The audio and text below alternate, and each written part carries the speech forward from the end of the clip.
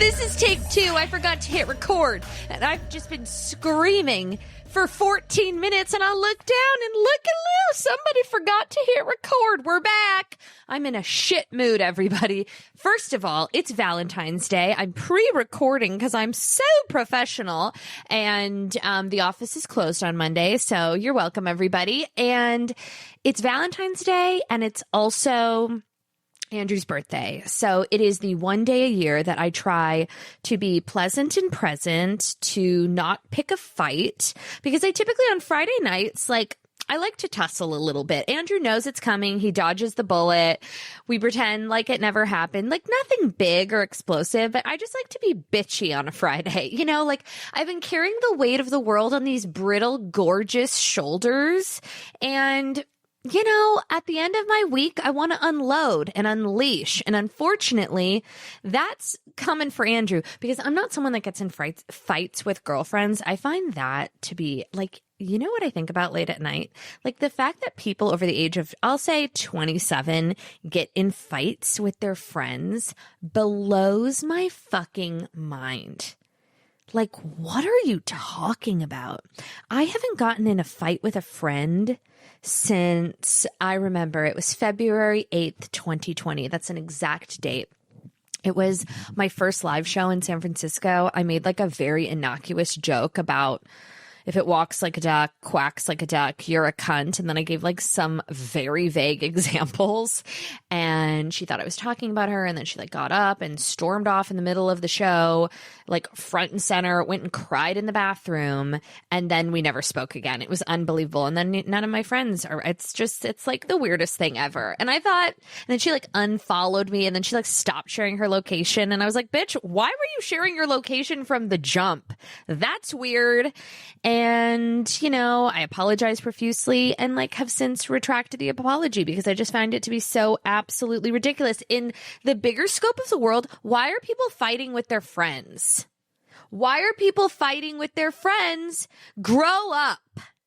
If you're in a relationship, obviously there's maybe mild little tensions, maybe you have a disagreement, maybe your cycles have lined up and you're both being cunts, but get the fuck over it. You can always tell when someone didn't grow up with a sister, because those are the bitches that are getting in fights with their friends. And it's no shade. It's just you don't have the same understanding and rebound rate of female dynamics if you grow up with a sister. It's all water under the bridge. Me and my sister have had physical altercations. I hate you. You're a fucking bitch. Screaming to the bone. Okay. And then it's are you hungry? Should we go get breakfast? And that's how the fucking world works. So today I'm not going to be picking any fights with my husband. Also, I'm just in a very weird, frictitious mood because, well, it's raining out, and also I went and got my nails done, which I don't know how I feel about this. I'm not a red nail girl, and this is not a seasonal Valentine's Day nail. I would just like to say that. Because it's really hard not to have a seasonal nail, because I always want to do a Bottega green, which I've never done, a muted sage Andiamo green.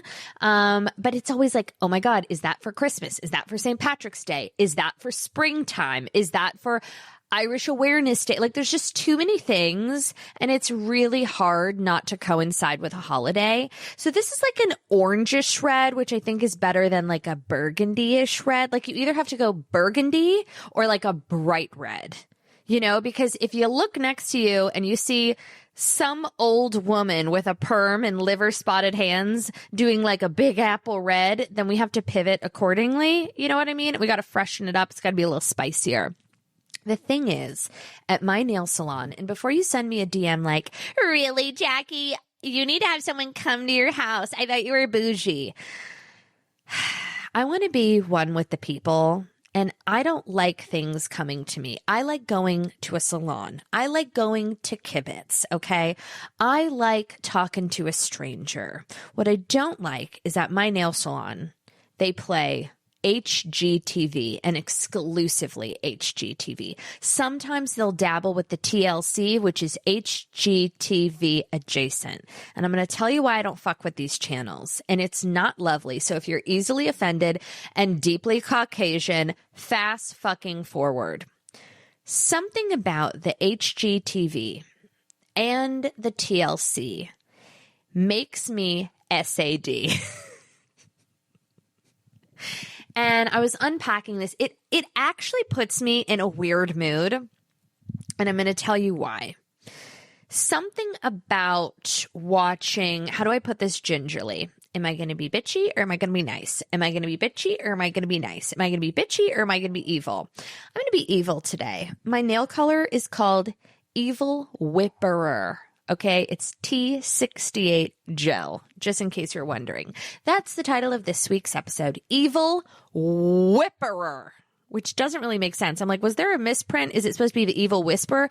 Whipperer, swear to fucking God. Okay, HGTV. I don't like watching ugly people in ugly places. And even if you put the ugly people in gorgeous places, I do not like the cacosity. There is a show. It's called, like, I don't know, Cheeseburger in Paradise. If that's not the name of the show, they need to rename it because that should be the name of the show. It is these deeply, deeply Caucasian people in Tommy Bahama adjacent shirts, sipping Mai Tais, looking for Airbnb, like vacation properties in beautiful islands. It's extorting these gorgeous places and rich cultures and island life to put a overstuffed coastal pillow on a love seat and have a second stream of income. I'm going to figure out the name of the show. It's something like Island Life. It's terrible. Okay. So imagine the whitest, close your eyes. Even if you're driving, the caucasity, the whitest people that you could find at a Walmart. Okay. Or at a, I don't know, Kraken Barrel. What is it called? Cracker Barrel. Cracker Barrel. Okay. Just slinging muffins, or what are they called? Biscuits, cornbread biscuits. I don't know. What do they serve at Cracker Barrel? I don't care.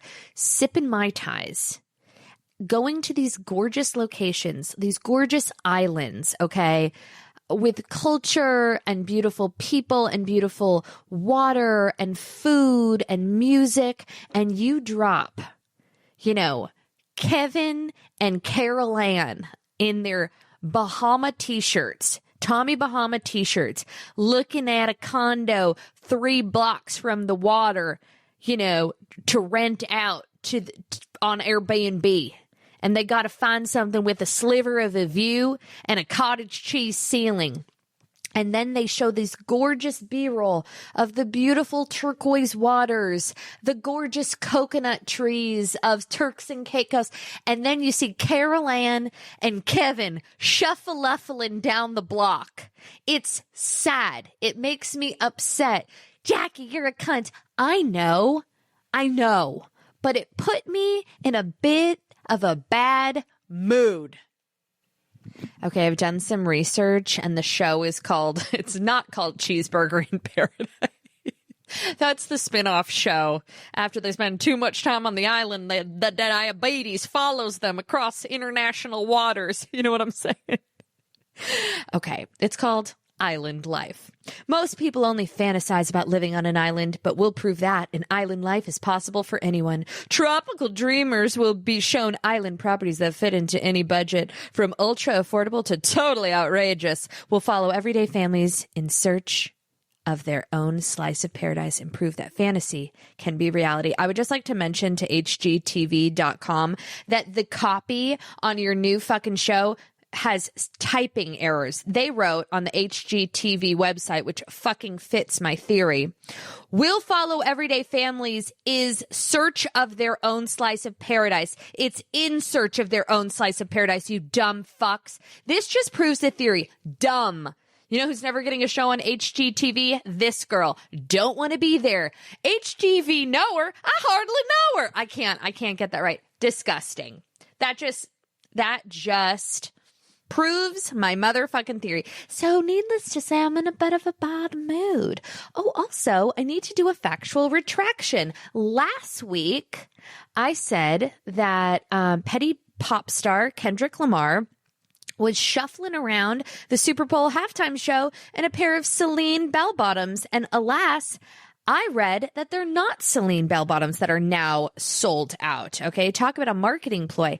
I read that at the very last minute, Kenny decided to wear his fiance's vintage pair of American Eagle denim bell-bottoms, and not to make his fashion statement about me, but I have an affinity for the American Eagle brand because it falls under the Abercrombie umbrella, which, by the way, people really love Abercrombie. You know that sad, dismal questionnaire I sent out a couple weeks ago? A lot of people, I had to review, there was all these analytics, whatever. We did this Zoom call. I didn't even really read the thing. I just did the quippy little intro, but people had to write in like what their favorite brands were. And 33% of the people who filled out that questionnaire wrote Abercrombie. Abercrombie is back, baby. I thought they got canceled and then they're back, but whatever. American Eagle is under the Abercrombie umbrella, if you will. And I hold a lot of space for the Abercrombie brand because it has symbolism for me in my life. You know, when you go from gingivitis and adhesive headgear, when I got my braces off, okay, and I got on a birth control prescription, I got small little tits and I got my gums back. I finally was able to see my teeth because the gums were, it was just all gum for 4.5 years.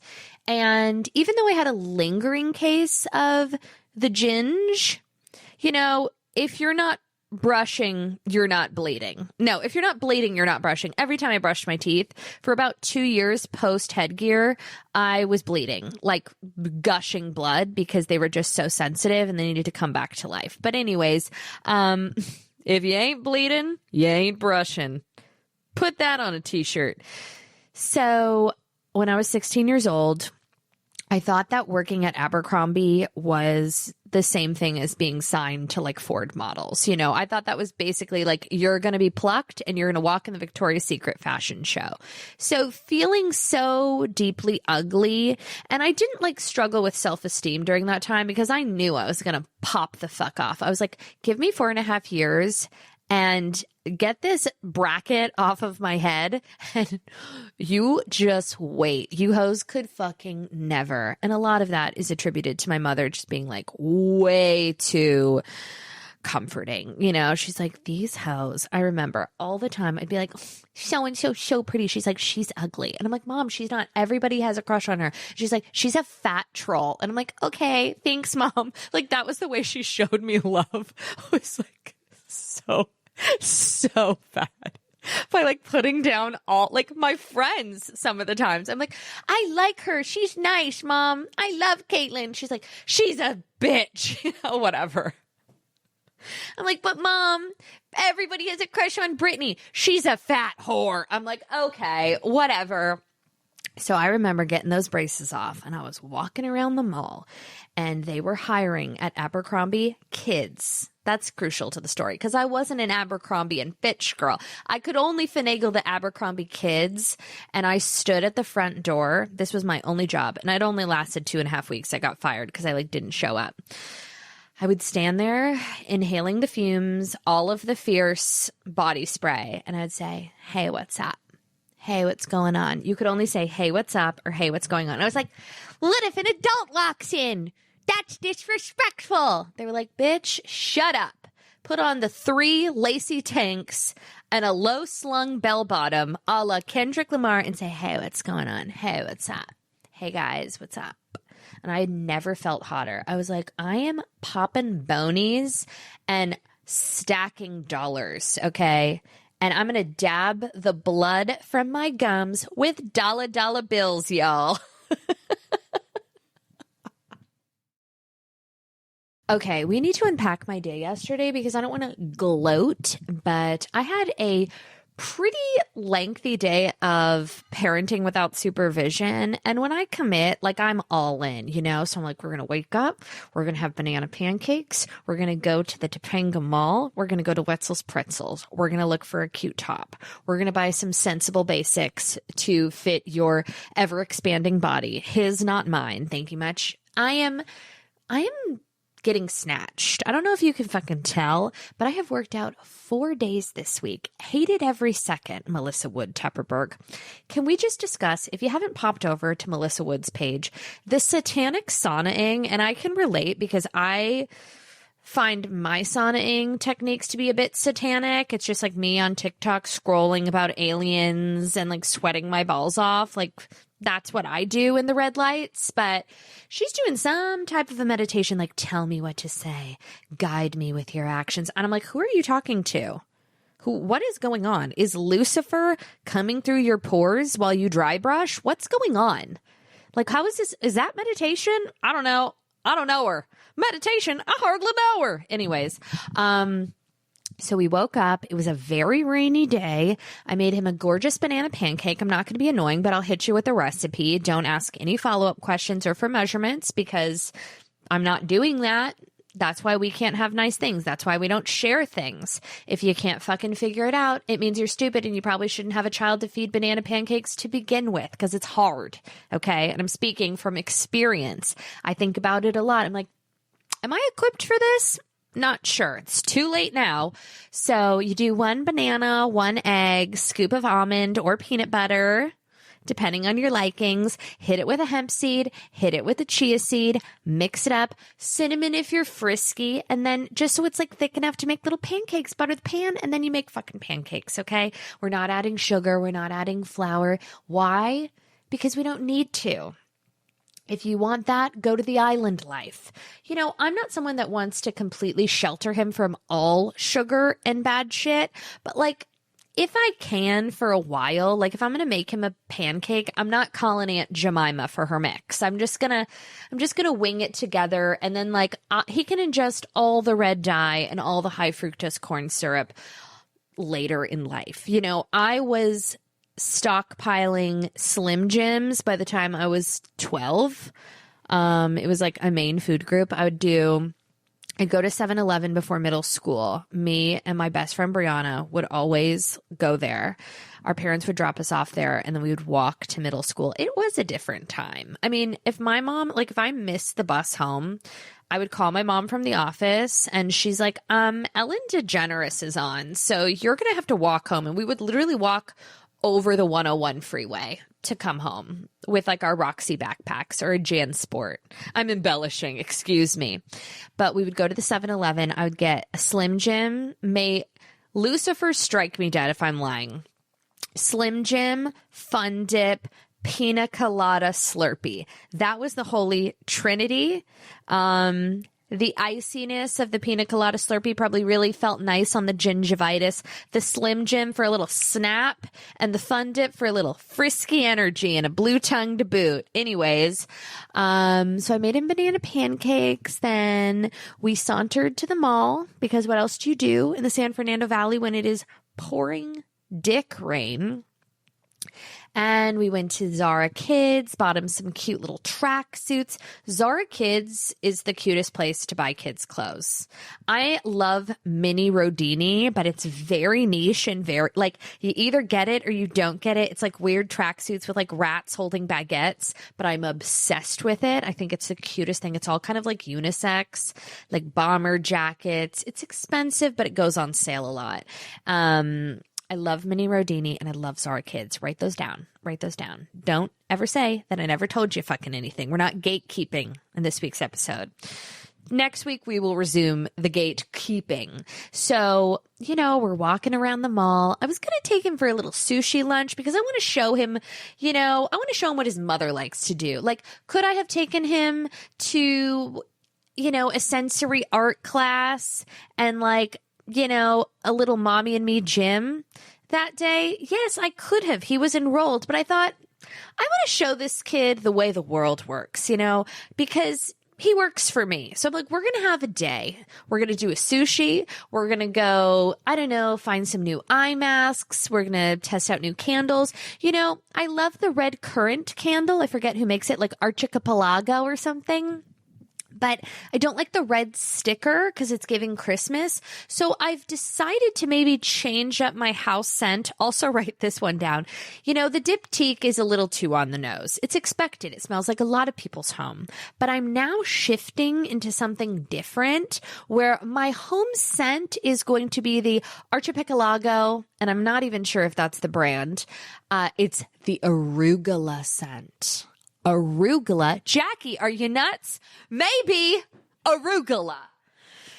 My favorite peppery lettuce. So we're going to buy new candles. We're going to have sushi. We're going to do this. And then once I got the lighting and the ambiance of the indoor San Fernando Valley Mall, I was like, no way. We're going to kick it old school. We're going to have a mall day. Okay. A mall day. So we popped into a Zara, okay? I could feel him starting to get hungry, and by him, I meant me. I haven't been to the Cheesecake Factory, and I'm embarrassed to say this. I have not stepped foot in a Cheesecake Factory in probably 10 years. During COVID, when I thought the world was ending, I was doing a lot of avocado egg roll takeout orders, but physically stepping foot in a Cheesecake Factory, it has been over 10 years and nothing has changed. And that's why we love the Cheesecake Factory. There was a moment where I was like, what if I walk in there and they've gone modern, and they have brass light fixtures, cold, Calcutta marble, a light wood table scale. I mean, I started getting really sad. I'm like, what if they change their cushions from those dark burgundy leather cushions with beige accents and red and swirls and woodwork? And I'm like, what if we've gone, dare I say, Scandinavian coastal, builder grade home, I got nervous for a second, and then I walked in and I was like, nope, not a goddamn thing has changed. Even the hostess stand with the brown granite, nothing has fucking changed. Swirly iron. I was like, oh, honey, we're home. So I took Clyde to the Cheesecake Factory, and it was one of the best moments of my life. Sharing it with him felt like a milestone, like a moment in time. I took so many videos. I took videos of him trying the brown bread with the chunk of butter. Oh God, it was so cute. Okay. Now the problem is we sat down in a booth, and from my recollection, all the Cheesecake Factory booths had real privacy booth, similar to their bathroom stalls, but alas, not true. So I sit down.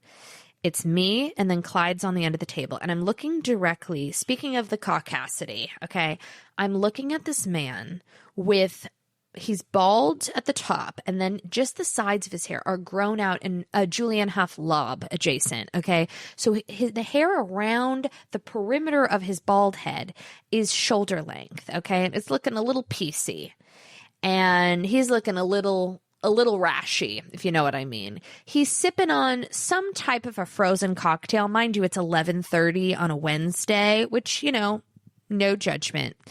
And it was like he was going to the electric chair. He was profusely sweating. He had ordered, 700 appetizers, which he was eating with a violent chew. And the entire time, I fuck you not, this man was staring me dead in the eye, sweating. We held eye contact while he dabbed his upper lip and then shoved a Tex-Mex egg roll down his throat. And he had a mean stare, okay? And I'm looking at Clyde and I'm like, maybe you should order off the Skinnylicious menu, because I took him to the pediatrician and, he's a big guy. And I was like, maybe we do the Skinnylicious salmon rolls, which are not on the menu anymore. I used to love the salmon with the spinach and the little phyllo dough triangle. Delish. I had the pot stickers. I'm not going to lie. I was a little underwhelmed. I think next time I've got to go classics. The stuffed mushrooms are still on the menu. Clyde had little cheeseburger sliders, which were stunning.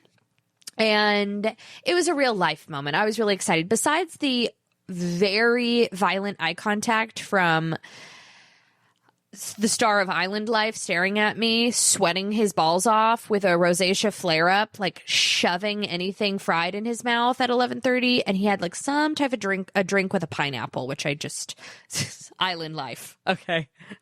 Island Life. Cheeseburger in motherfucking paradise. It was a weird vibe, but we had our lunch at the Cheesecake Factory. Then I thought, you know what would be adorable? Taking little baby Clyde to fucking Build-A-Bear on a rainy Wednesday. Mother of the fucking year. So I saunter into Build-A-Bear and I look at all the little gremlin children with their little fucking infested phalanges touching everything, coughing. Mom, I want this outfit. And I was like, ugh, these kids need to get backhanded. I'm sorry if you're into the gentle parenting thing. Sometimes a kid needs to get the hook. That was a Schimmel trademark move. My parents we didn't get spanked at all. My mom did slap me when I was 16, and then she immediately cried afterwards and like apologized for like 5 months, but I was being a fucking cunt and she slapped me. And then she goes, oh my God, I'm so sorry. Oh my God. And I was like, this is what a fucking bitch I am. Okay. I get slapped because I'm being a mouthy whore and I deserve to get slapped. I can say that honestly. And I didn't even flinch. I held eye contact as she did it. And then I just was like, I didn't even feel that. She's hysterically crying, apologizing. And I'm like, you're going to have to try harder next time. And I just was like such a bitch about it. She should have slapped me again harder. But like, I used to get this thing called the hook when I was being a real fucking bitch. And it was just like a removal from the situation. So if we were in a restaurant having a tantrum, you're getting the hook. If you're at a family party having a meltdown, being a bitch, you're getting the fucking hook. It's a removal. Okay. So it's like, if you do this again, you're getting the hook, and we would be removed from the situation, which usually leads to like you never doing it again. I remember I had a full meltdown at a restaurant. And my mom was always like, butts in seats, like, you're lucky to be at this restaurant. You need to behave. You can't throw things. You're not screaming. You're not whatever. And I was just losing my mind, levitating. And she's like, if you continue to do this, you're going to have to go home. And I continued to do this. And she said, well, like before appetizers had even hit the table, she's like, you're getting the hook. And I was removed and I had to go home and I had to go to sleep and I never did it again. So I'm down for the hook. You know what I mean? I believe in repercussions and consequences. Call me old fashioned. Call me old fashioned. But these fucking kids, they're taking the stuffing and they're throwing it all over the place. And these moms are like, Kevin, little Kevin, please don't do that. And he continues to do it. And he's like, ah! And he's like ripping, he's like eviscerating these fucking Build-A-Bears. He's ripping their heads off. I'm just going to say it. That kid is going to end up in the clink clink one day, because the way that he was dismantling these beloved little bears, he was beheading the Build-A-Bears. Okay. And his gentle parenting mama bear is like just crouching down like, honey, Kevin, we don't take the heads off of the bears. We don't rip them limb to limb. Okay. We're building a bear. We're not killing a bear. Okay. It's not kill a bear. It's build a bear. Ah! And then the kid just screaming, throwing things. And he's got like a little fucking frozen lemonade from Wetzel's Pretzels. And I'm like, ugh, God, gross. They're not all miracles. They're not all gorgeous. They're not all smart. And they're not all miracles. Jeffrey Dahmer was a fucking baby.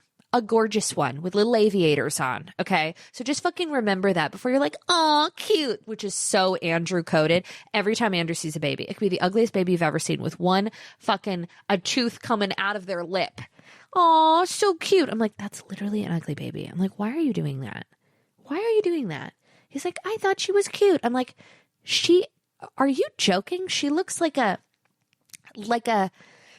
damaged Shih Tzu. She looks like a Shih Tzu that got like put through a fucking ninja blendy. What are you talking about? I'm like, that's like the ugliest kid I've ever seen. Oh, she's cute. She's not cute. I'm sorry. And you know what? It's okay.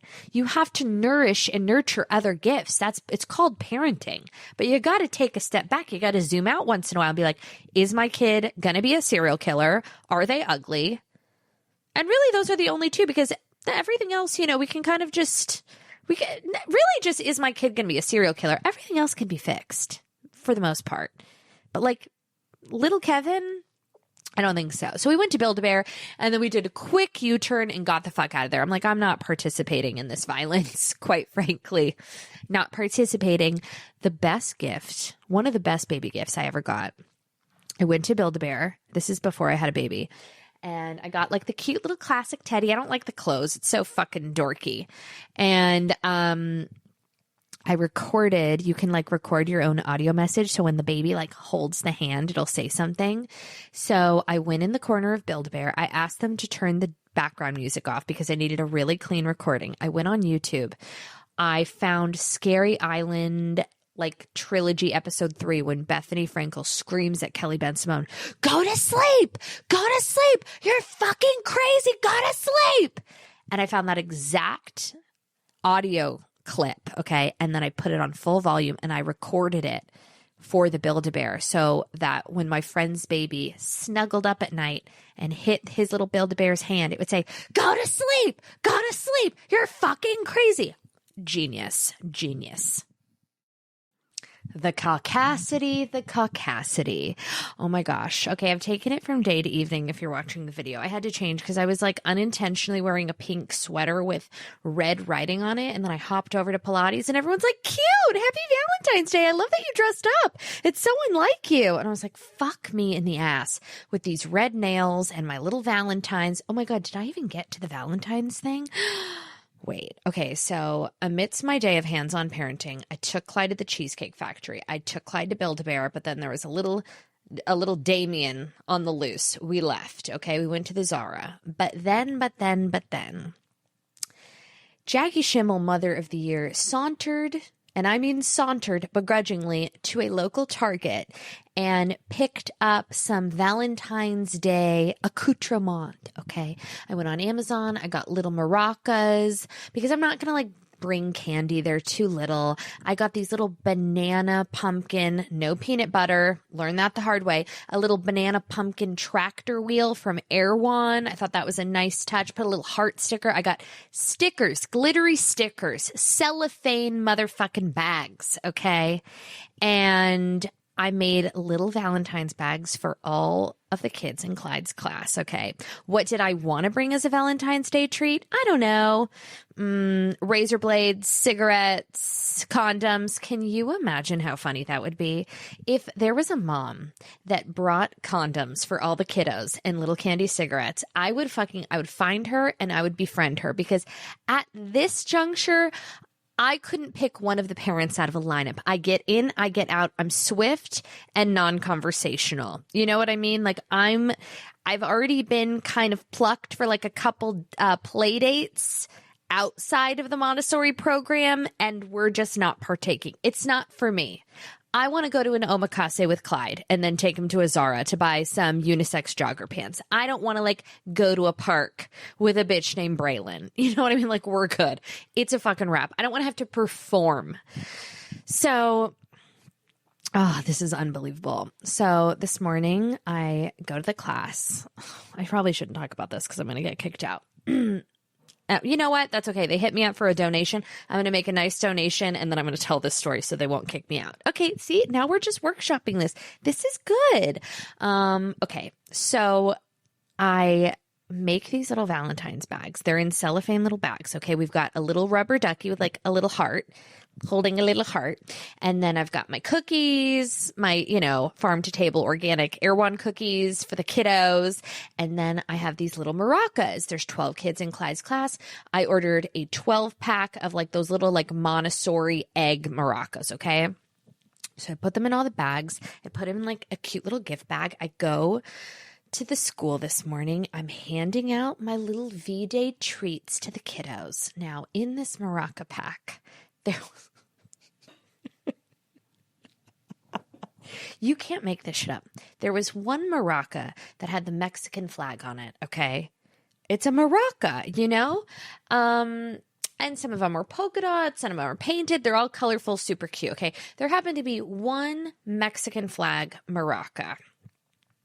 As I'm handing out these bags in a very random fashion, okay, from the abyss of a yet another Valentine gift bag. So it's like one of those little games at a Chuck E. Cheese with the claw, okay? With the evil Whiperer claw. I'm handing and I'm tossing, and I'm handing and I'm tossing. And I'm doing it quite quickly because I want to get the fuck out of there, before we start mingling. I pick up my cellophane gift bag that I put my little glittery stickers on and wrote, "Love, Clyde." I hand the Mexican flag maraca to the only Hispanic kid in the whole fucking class. And as I pick it up, I look around and I was like, you gotta fucking be kidding me. This is not a good look. The caucasity of this dumb bitch teen mom giving the Mexican flag maraca to the only fucking Hispanic kid in the whole goddamn class. I wanted to die. Okay. I'm looking around to see if the teachers, I'm like, should I put it back in the bag? Should I get him a different one? Do I just glaze, make it like it was an accident because it was a fucking accident? I don't know what bag I'm picking out. I'm like, Clyde's never going to be able to come back here. We're going to have to go in the witness protection program. I'm going to get canceled. Of course, my gut reaction is to make a joke and make it very, very public because I live without secrets, okay? So I'm trying to get eye contact for one of the teachers and be like, what are the chances? But then they're not looking, and then are they offended? But then I didn't do anything wrong, and everyone knows I'm just randomly handing these out at rapid speed because I got to get the fuck out of there, or I'm going to get asked to serve up heart-shaped pancakes and volunteer, which I'm certainly not fucking doing. It was unbelievable. I was like, where the fuck is Larry David? How is this happening? There's only 8 kids present at their very moment. So statistically, things were not in my favor. But I would just like to apologize. Big donation coming your way, kids. Just another day being a mama bear. Okay, I am so obsessed. And by obsessed, I mean in great hatred and disdain for this new trend, courtesy of broken bitches everywhere, that's all over the internet, that starts with, I took my younger self to coffee. Or is it, I met my younger self for coffee. And then proceeds to go into this long, listless facade of fraudulence and bullshit and forlorn energy. Because when I see someone post something like that, especially if it's self-published, if you're just reposting it, it's giving broken, but I'll get over it. But the ones that are committing to the bit and, propping their phones up in a parking lot, Starbucks, drive-through, with anyone that has any type of an adhesive thing on the back of their phone to capture content should be, I don't know, quarantined for all of eternity. It's just, well, Jackie, that's how you make a living. Isn't that how you make a living? I would not walk around with an adhesive stickum on the back of my phone. I'd keep that to my fucking self. I have a little bit more tact than that. So, yeah, Braylon, I keep it to yourself. Okay. These broken bitches on a rainy day with their platform Uggs, driving through to get the new pistachio cold brew, okay? And then sitting in a parking lot while they stick their phone onto the dash and look out the window lovingly and then craft up a sad little essay about, how much better their life is now than in their early 20s. Okay. It's once again, it's giving motherfucking broken. So I'm going to write my own. Eventually I'm going to get to it. But the whole thing is sad. I actually started to write one and then I forgot about it. Could we cue some music? Some forlorn, sympathetic music. I took my younger self to coffee. I thanked her for getting that abortion. I also, this actually isn't really funny. I also told her one day we'd have enough financial freedom to get blow dries every 3 days and get that rosacea handled. I got to workshop it. I'm gonna give you the full read on next week's episode. But it's trends like these. This is why we get paid less than men. It's shit like this. This is the type of shit that Windexes, that glass ceiling that we're trying to bust through. It's shit like this. I met my younger self for coffee. Did you? Fuck off. It doesn't matter if you put Billie Eilish instrumental What Was I Made For in the background, okay? Anybody watching you slow sip your vanilla chai latte that, by the way, is going straight to your ass, you know, talking about how fantastic your life is with your 4 kids that all have lice and overbites, as opposed to you, you know, dry humping in a club in a bodycon Hervé Leger knockoff dress 8 years ago. Like, that was your best chapter. Okay, mind you, nobody fucking believes you. It doesn't matter how often you're ombre-ing that hair and you're just slow sipping those lattes, sweet cheeks, okay? It's giving broken. How many times do we have to cover this? That's the Windex. That's the glass ceiling. Stop. Now, I would say if I was really reflecting in an honest way on my 20s versus now my 30s, obviously my life is much better now, but there's pros and cons to each decade. And I think that's how it goes. I would say actually not better, maybe equal in different capacities. Let's talk pros and cons of my 20s. Pros: thin metabolism, no hopes, no dreams, no consequences really, no expectations, nothing to keep up with. You know what I mean? And did I mention thin? So thin. Like, can't even believe how naturally thin I was. No hangovers, no exercising, no consequences for anything. Just like completely aimless and confident and, you know, little to no hopes or dreams, which I love for her. Just kind of like the spirit of everything's going to work out, which I still kind of subscribe to that method of thinking. I mean, cons of the 20s: I was poor. I had rosacea. I couldn't afford blow dries, which was really taxing. I also had crazy anxiety in my 20s, like crazy anxiety, which I don't really have anymore at all. I had debilitating panic attacks. I went through like 2 years where I only ate beige food and acted as if I had the stomach flu because I was afraid of getting the stomach flu. And I worked in a job that I fucking hated. I was a receptionist on an investment bank. I hated every second of it. I felt like I was just really put in a cage there because I was put in a cage there, but then I didn't have any skill set or resources to do anything else at the time.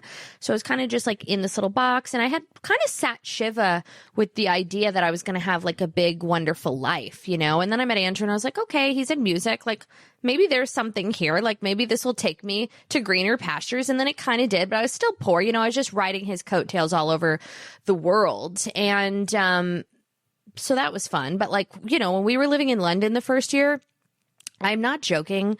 I had, I think when I left, I had $300 in its entirety because I had gotten fired from my job. And then I lived off of Andrew's per diem. So I didn't have a car. But I was having the time of my life. Like, I didn't give a fuck and a half. I was like, I would go get a Nando's kid meal and I would stretch it. That's how I was so thin. Poor equals thin. That's girl math right here. You know what I mean? Let's kick it old school. Remember like during the Renaissance or something that people who were, overweight, shall we say, those were like healthy, successful people. And I like that. What are the pros and the cons of my 30s? I mean, just like hair, I guess. My hair gets done. I have a child. We don't need to get into it. I mean, I think it's pretty obvious. You know what I'm obsessed with right now? Obsessed with right now is 2 music careers, okay? Jessica Simpson and Kate Hudson. I'm not going to get into Kate Hudson's music career because it feels like dicey terrain. It's a little too close. I'm not going to touch it. I think it's glorious. I don't know, like her and Sabrina Carpenter putting out a deluxe version of their albums on the same day it doesn't sit right with me. And I think famous people, how do I put this tenderly? Maybe famous actresses who maybe whoever, I'm not talking about Kate Hudson, I'm just saying maybe they take a beat before entering into music and be like really mindful and thoughtful and approach it as if they weren't previously famous, and then really take a look-see at the situation, and when all else fails, throw more money at it to make it better. You know what I mean? Because when you do have those resources, let's throw more money at it to make it better, both visually and... Okay. Jessica Simpson's music career resurgence is one of my favorite things I've ever seen. Where the fuck? This is my first thought, okay, when I see her soft tease her new rock album. She's getting divorced. She's got her bell bottoms on. She's going back to her roots. I can't even get into it. I could do 4 hours on it because it's so funny to me. But like, you know when something's so inherently funny that like if you have to explain it to people listening, you just know they're not going to get it, even if you explain it beautifully. It's just one of those things. If you understand what I'm saying, we don't need to discuss it. My question to you is this: where the fuck is Casey Cobb? Because if Casey Cobb, Jessica Simpson's best friend, I hope they're still in contact, because if they're not, then that seems like a Jessica Simpson thing. Those two were thick as thieves. If you watch Newlyweds, you know Casey Cobb, okay? Jessica Simpson's famous best friend, okay, for years and years and years. The fact that Casey Cobb has not picked up the phone and called Jessie Simpson and said, honey, we're not doing those eyelashes anymore, makes me wonder about the integrity of their friendship. Because I can tell you this: if anyone that I love was rocking that heavy of a fucking lash, I would call them. I would send a carrier pigeon, a helicopter, a grenade in the sky to tell them that the lashes have got to go. Whether they choose to take that information to heart or not. I've had many a conversation with many a girlfriend being like, honey, your lash is sahankin. It's not good. It's giving heavy, heavy eyelid. And dare I say it, like someone DM'd me the other day and I was so mad about it. They're like, hey babes, not to be this girl, but a lash tint would change your life. And I'm like, not to be a bitch, but a lobotomy would change your life. I'm not getting a fucking lash tint. I'm not into that. I'd rather have no eyelashes than a lash tint. I think lashes, write this down, are so overrated and unnecessary. I can count on one hand the amounts of time that I've put mascara on in the past 6 months. And it's not often, because I don't care about it. Give me a gloss and a highlighter and call it a fucking day. Why are we spending so much time on these lashes? Worry about your fucking eyebrows. I think there are two types of girls in the world, okay? I'm workshopping this out loud and I really feel strongly about it. There's the girls that care about their eyebrows, and there's the girls that care about their eyelashes. And they're not the same. And I am a girl that cares about her eyebrows. Granted, I am looking like Sandy Cohen, Peter Gallagher from the OC.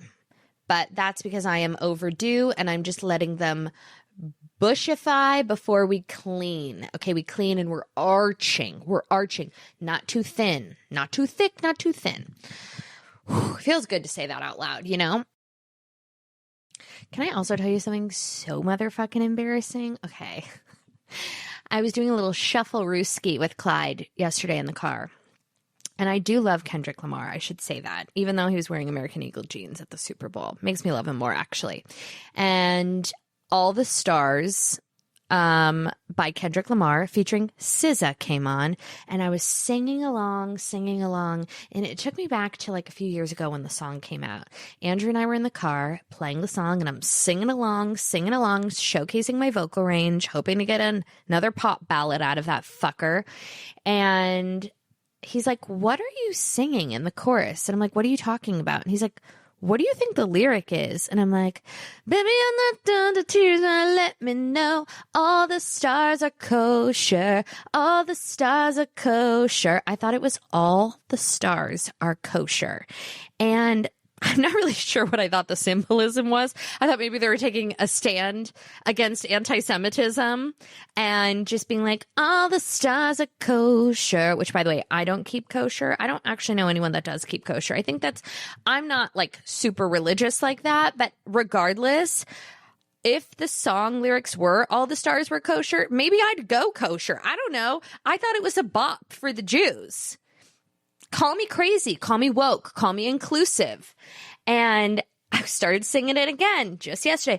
All the stars are kosher. They need to get that AI video starring Scarlett Johansson and David Schwimmer.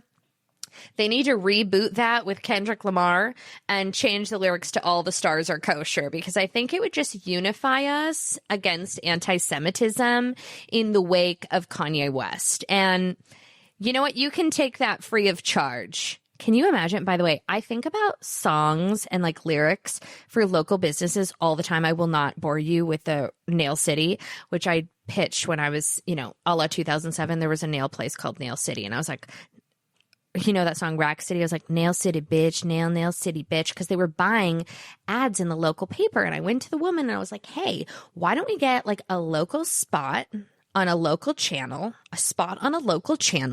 and like get everyone up in this joint to like throw dollar bills and change the lyrics from Rack City to Nail City. It will be an explosive hit. You'll have lines out the door, for French tip mayonnaise. It comes to me. It just fucking comes to me. It's like HGTV, Cheeseburger in Paradise. Speaking of Cheeseburger in Paradise, and then, well, that story's done. All the stars are kosher. It's a bop. It's a remix. Somebody get on it. Speaking of Cheeseburger in Paradise, my new HGTV show. It's Andrew's birthday today, as we've previously established, and it's Valentine's Day. We went for a gorge omakase lunch together. It's hard. My lunches are for me, so to like have to kibitz, even with my own husband, people are like, Jackie, I'd hate to be married to you. You fucking wish, okay? Call my husband and ask him about it. I'm a hoot and a half. I'm hilarious, and I know how to roast a fucking chicken, so don't even fucking try me. Me bitching and kvetching on a microphone is, please. So, anyways. Yeah, we were just like chatting and like, so like, what do you want to do this weekend? He's like, I don't know. We should go to the farmer's market. I was like, okay. Like, it's just like, we're circling the drain, whatever. And so I had to start talking shit about people because, I got to keep things spicy. I'm just talking shit about strangers at the sushi bar. I'm like, the fact that she is wearing those leggings with a violent VPL, and let this serve as a PSA, okay? You need to wear a thong or you need to go commando under a tight legging. I don't care if you're a woman of a certain age. Get a long, sensible sweater and call it a day. I do not want to see not just a VPL, which is a visible panty line if you're a little bit stupid. I'm talking like a violent, like a corded, like a brief with an elastic line. Okay, like the panty line. Oh, I hate the word panty. Oh, like, those, like not a seamless Fruit of the Loom, but something that almost has like an elastic on the edge, just suffocating your ass. It's so unattractive and it's so unnecessary. You shouldn't be wearing that. I don't ever want to have a beautiful Toro sashimi with a side of VPL. That's not what I came for. So I'm just, under my breath, whatever. And Andrew's like, I brought you a present. It's just a little something. And I was like, oh, babe, stop it. That's cute. This little fucker got me chocolate-covered strawberries, which are my favorite food, dark chocolate raisinets, which are also my favorite food, and a Lindt Intense Orange with a little flaky sea salt. He got me 3 different types of chocolate. Now, granted, where we were having sushi is right next door to the Gelson, so I know he just like popped in and grabbed it. Not a lot of thought, but we'll get back to that. Like, would I like the new, like, maybe I would have liked that Loewe bag, but whatever. You know what? That's okay. I'm not a materialistic person. I was like, Andrew, are you trying to give me diabetes or what the fuck is happening here? He's like, I just wanted to get you a sweet little treat. And I was like, okay. Baby, I let down the tears and let me know all the stars are kosher. What else happened today? I was at a red light with a man driving a white Lexus, and I thought about running him off the road because I don't like when men drive white cars unless they want a big old dick up their ass. And on that note, I'm signing off. Everybody, have a wonderful week. Everyone stay posted on my pre-Nuvo scan results and my I Met My Younger Self for Coffee trilogy. Bye.